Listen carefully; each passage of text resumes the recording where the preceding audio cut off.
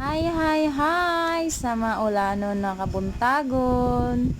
Ayan, sa dami ng saging namin, lulutuin ko yung iba na ginataan. Kasi, yung iba niyan ay nalaga ko na. At yung iba naman ay pinamigay ko na. Kaya may natira pa, kaya naisip kong gataan na lang. Kasi sayang naman kung mabulok lang. Ayan, nabalatan ko na yan. May asukal na din, kaya ngayon lalagyan ko na siya ng gata.